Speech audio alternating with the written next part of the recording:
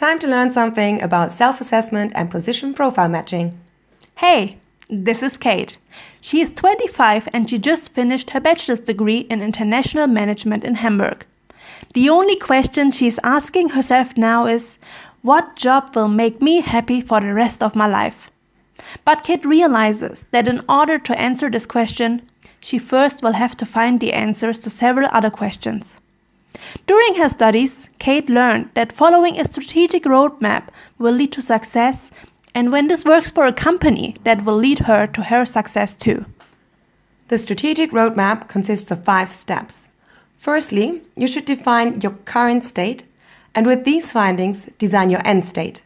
In the 3rd step, you should develop initiatives that you align with your priorities. Having done this, you can implement your findings. 1. Current state. As you will have the tendency to either overestimate or underestimate yourself, you should approach your family, friends, and acquaintances in order to get a realistic idea of your strengths and weaknesses as well as your soft skills.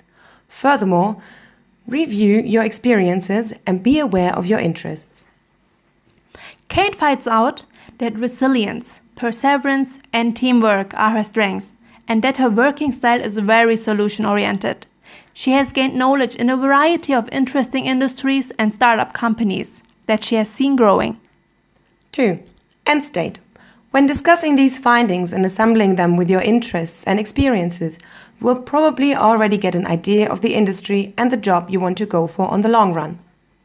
Looking at her strengths and experiences, Kate now is pretty sure that being a project manager of a consulting company and managing projects around growth strategies interests her the most. 3. Initiatives. Write down the career steps that will and could lead to your targeted position. In order to find out what the requirements are for the different career steps, briefly look up the requirements for each step and ask yourself if you fulfill the basic requirements and if you have gained the expected soft skills at one of your previous jobs. Maybe you find out that you can skip one of the steps or that you will have to make a detour via another industry or position. It is important that you don't apply for a position that you are not yet qualified for, as the time you'll spend with writing your application will be wasted and receiving numerous negative replies will be demotivating. However, do not apply for a position that won't challenge you either, as you will get bored easily. Even though Kate knows her goal, it's very unlikely that she will be hired as a project manager right after her graduation. Therefore, Kate looks at the potential career path ahead of her. For her, these steps could look like the following. Kate could start as a consultant, then be promoted as junior project manager. After that, become a senior project manager, to finally be announced project manager. As she hasn't worked for a consulting company, she realizes that it will be more difficult to become a consultant straight away. An internship, master's degree, or traineeship could help her with that. Kate decides to focus on doing a traineeship, as that will give her the opportunity to see other consultancy areas, and being hired for a traineeship with her experiences is very likely. 4. Prioritize. Besides having found out at what career level you want to start at, you should consider other factors that are important to you. Ask yourself where you want to work and live, how much salary you are expecting, and what company size appeals to you the most. But besides focusing on your expectations and priorities regarding your career, you should think about how important friends, family, and hobbies are to you to ensure a satisfying work-life balance. And maybe you want to consider that you might want to build a family at some point too. Loving to travel but not wanting to go too far away from her family, Kate decides to apply at medium-sized companies that are based in Europe.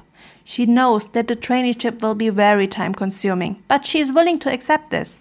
Besides, the salary will be high enough to be able to visit her friends and family on a regular basis. 5. Implement. As you now have set the basics, you can start researching companies and vacancies you want to apply for. Sending individual applications is important and time-consuming. Narrowing down target companies is therefore essential. When searching the internet, the amount of opportunities might seem endless. To save time and ensure that your profile matches the position, you can use the following questions.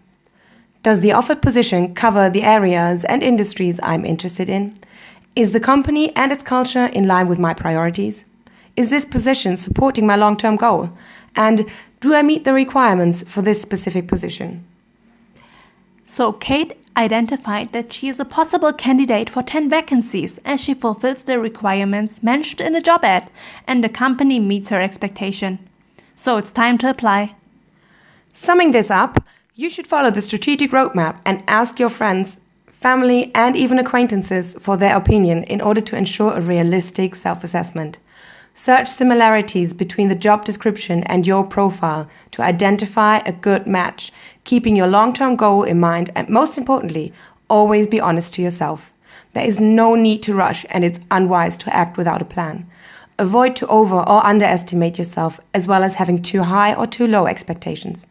Don't force yourself to match a profile and don't apply everywhere. Invest your time in writing the perfect applications instead. So go ahead, create your strategic roadmap and seal the deal.